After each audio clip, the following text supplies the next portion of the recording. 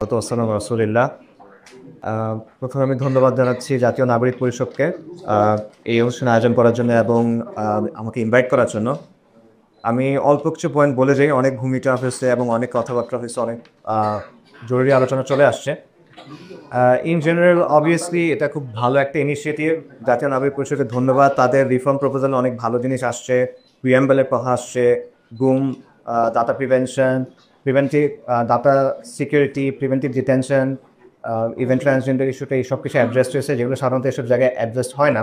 But আমি একটু অন্য জায়গা থেকে কথা বলি। সেটা হলো, আমি পার্টিকুলারলি রিফর্ম প্রপোজাল যেগুলো আছে এক একটা আর্টিকেল বা এইসব নিয়ে, ওগুলো নিয়ে না বলি। এগুলো নিয়ে এক্সপার্টসরা কথা বলছেন এবং আরও বলবেন। আমি একটু এটা দার্শনিক যে জায়গাটা বা ফিলোসফিক্যাল যে অ্যাঙ্কারিং বা পার্সপেক্টিভ, সেটা নিয়ে কিছু কথা বলি। এবং এটা শুধুমাত্র এই রিফর্ম প্রপোজালটা না, ইন জেনারেল আমাদের দেশে এখন যেভাবে কনস্টিটিউশন রিফর্ম নিয়ে কথা হচ্ছে, এই পুরো অ্যাপ্রোচটা নিয়ে আমি বলতেছি আপনি। সেটা হলো যে কনস্টিটিউশন তো আসলে এই যে আমরা এই আলোচনায় শুনলাম যে এটা আসলে মেয়ারলি একটা লিগাল ফ্রেমওয়ার্ক না, এটা একটা জাস্ট আইনি কাঠামো না, এটা একটা পলিটিক্যাল ডকুমেন্ট। এবং এটা হলো মানুষের, নাগরিক বলেন যেটাই বলেন আপনি, এখানকার তাদের যে অ্যাসপিরেশন, তাদের যে বিলিফ, তাদের যে ভ্যালিউস, এগুলোর একটা প্রতিফলন এখানে থাকতে হবে এবং এটা তাকে ধারণ করতে হবে। ভাই যেটাকে স্পিরিট বলতেছে। এখন আমাদের কনস্টিটিউশন এই কাজটা করে কিনা, ডেফিনেটলি আমরা সবাই অ্যাগ্রি করি যে এই কাজটা করে না। এটা কেন করে না? কারণ এখানে পাওয়ার ডাইনামিকের একটা ব্যাপার আছে। যখন 72-তে কনস্টিটিউশন তৈরি করা হয়েছে, তখন এটা একটা অল্প কিছু মানুষ, অল্প কিছু এলিট তারা এই জিনিসটা তৈরি করছে, যাদের সাথে সাধারণ মানুষের সম্পর্ক নাই। এই কারণে তারা এমন সব জিনিস নিয়ে আসছেন, মুজিববাদের চারনীতি বলেন বা যেটাই বলেন, এমন কিছু জিনিসপত্র নিয়ে আসছেন, এমন একটা ডকুমেন্ট তৈরি হয়েছে যেটার সাথে আসলে সাধারণ মানুষের তেমন কোনো সম্পর্ক নাই। এবং বেসিক্যালি আপনি বাইরে থেকে আনা বা বিদেশ থেকে ইম্পোর্ট করা কিছু আইডিওলজি এখানে বাস্তবায়ন করছেন বা চাপাই দিচ্ছেন। এবং আনফর্চুনেটলি এই একই কাজটা এখনও হচ্ছে। আমরা পোস্ট মডার্ন অনেক ফিলোসফার বলছেন যে পাওয়ার কাজ করে ন্যারেটিভের মাধ্যমে। তো এখন আপনি যেই পুরো রিফর্মের যে আলোচনা, এটা ফ্রেমওয়ার্কটা কিসের মধ্যে হচ্ছে? এটা হচ্ছে ডেমোক্রেসি, হিউম্যান রাইটস এবং সেকুলারিজম। এটার ভেতর দিয়ে আপনি কাজটা করতেছেন। এবং এটার মাধ্যমে যেটা হচ্ছে যে আমাদের যে কমিশন গঠন হয়েছে, সেই কমিশনে যে মানুষজন আছেন, যে ব্যক্তিত্বরা গেছেন, তাদের থেকে এটা স্পষ্ট যে আসলে তারা কাদের প্রতিনিধিত্ব করতেছেন, তারা কি আসলে সাধারণ মানুষের প্রতিনিধিত্ব করতেছেন কি না।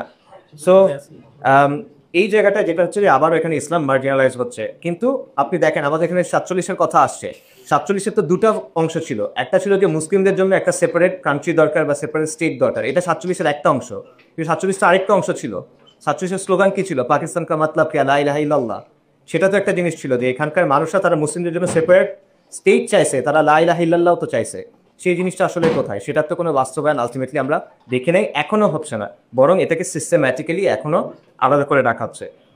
কিন্তু আপনি দেখেন যে আমাদের এখানে 2013-এর একটা পিউ রিসার্চ আছে, যেখানে দেখা যাচ্ছে 82% মানুষ বলছে যে তারা ইসলাম চায়। এরকম আরও অন্যান্য এই আছে, ধরো অন্যান্য আরও রিসার্চেও একই ধরনের ডেটা উঠে আসছে। কিন্তু সেটার কোনো বাস্তবায়ন আমরা দেখতেছি না। এবং এটা তো আসলে আলটিমেটলি যেটা হচ্ছে, এই সেকুলার স্টেট সিস্টেমটা সেটা একটা কলোনিয়াল রেলিকের মতো কাজ করতেছে, যেটা একদিকে ইন্ডিজিনাস যে মানুষ, মানে এখানকার মানুষের যে চিন্তা, সেটাকে মুছে দেয়। অন্যদিকে অল্প কিছু এলিট মানুষ, তাদের যে চিন্তাভাবনা, সেটাকে চাপায় দেয়।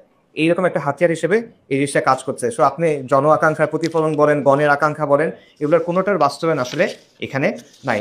পাশাপাশি এখানে আরেকটা বিষয় দেখার আছে যে আপনার যে শাসন ব্যবস্থা হবে, সেটা তো আল গাজালির একটা কথা আছে, ইমাম আল গাজালির একটা কথা আছে যে বিশ্বাস হলো সমাজের ফাউন্ডেশন আর শাসন হলো এটার অভিভাবক, গার্ডিয়ান।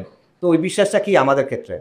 তো এখনও এখানেও আপনি আধুনিক দার্শনিকরা অনেকেই বলছেন, অ্যালেক্সান্ডার ম্যাকিন্টশ অনেকে বলছেন যে সেকুলারিজম বা সেকুলার মতাদর্শ এই জিনিসটা প্রোভাইড করতে পারে না। সে আপনাকে ওই এথিক্যাল কোডটা প্রোভাইড করতে পারবে না, যেটা দিয়ে আপনি আপনার সমাজকে ধরে রাখবেন।